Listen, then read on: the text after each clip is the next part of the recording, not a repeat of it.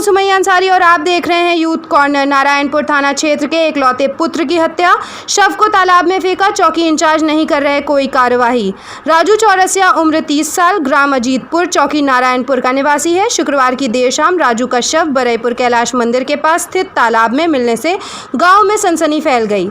परिजनों ने हत्या की आशंका जताते हुए पुलिस को लिखित तहरीर देकर न्याय की गुहार लगाई है, जिस पर पुलिस ने अभी तक कोई कार्रवाई नहीं की है। घटना अधलहाट थाना का है। नारायणपुर चौकी क्षेत्र के अजीतपुर गांव निवासी राजू चौरसिया वाराणसी के टेंगरा मोड़ के पास एक छोटी सी पान की दुकान खोलकर अपनी परिवार की जीविका चलाता था। परिजनों ने बताया कि राजू शुक्रवार को दोपहर में घर खाना खाने के लिए आया था। खाना खाने के बाद घर आए अपने 4 दोस्तों बबलू मौर्य पुत्र नरेश मौर्य, मंगल सोनकर पुत्र फूलचंद्र सोनकर, अनिल और जयहीन पुत्र शेर खां के साथ वह घूमने चला गया।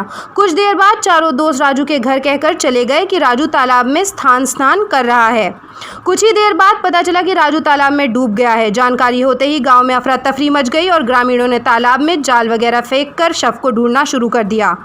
बहुत देर बाद शव तालाब के किनारे मिला। शव देखते ही परिजनों में कोहराम मच गया। राजू अपने 2 बहनों में एकलौता भाई था। 2 साल पहले राजू की शादी हुई थी। उसकी 1.5 वर्ष की एक पुत्री भी है।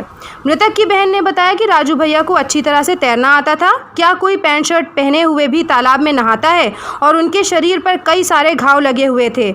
जो दोस्त राजू भैया के साथ आए थे वे झूठ बोल रहे हैं, जबकि उन्होंने ही मेरे भाई की हत्या की होगी। मैं पुलिस अधीक्षक जी से न्याय की गुहार करती हूँ। अपने भाई के हत्यारों को पकड़ने की मांग करती हूँ। बोल 9 बजे के करीब हमारे पति घर से दुकान गए।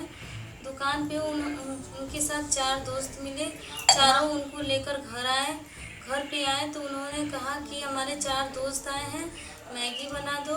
तो हमने बोला कि मम्मी नहीं है घर पे, दवाई लेने गई हैं। तो हम बोले कि आप मैगी ला दीजिए। फिर उन्होंने बाहर निकले तो उनके दोस्तों ने एक बाइक पर बैठा लिए और 3 लोग उनके साथ पैदल चले गए और एक बाइक हमारे दरवाजे पे खड़ी थी। बाहर उन लोग लेकर चले गए। फिर करीबन 1.5-2 घंटे के बाद वो फिर आए घर पे। फिर दोस्तों ने आया, फिर वो हमसे बोले कि संडो गंजी दो। तो हमने गंजी उनको दिया। फिर वो पहने फिर चले गए उनके साथ। फिर कुछ देर के बाद फिर आए घर पे आए। उसके बाद फिर उनके दोस्त आए, फिर बोले कि बना दो। हमने बोला मम्मी घर पे है ही नहीं, अभी तक आई नहीं घर पे। तो फिर लेकर सब चले गए। उसके बाद थोड़ी देर बाद वो आए तो बोले कि बहन से या से वो फिर घर आए तो मेरी ननद से पूछे कि आए और बोले कि बहनी तो राजू भैया नहात हो तालाब में।